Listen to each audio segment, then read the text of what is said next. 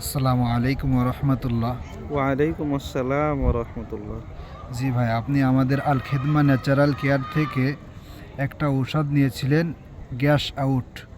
এটার থেকে আপনি নাকি চমৎকার ফলাফল পেয়েছেন। এটা যদি বাস্তব হয় তাহলে আপনি, যারা আমাদের আল খেদমা ন্যাচারাল কেয়ারের যারা ক্রেতা আছে তাদের জন্য কিছু বলুন।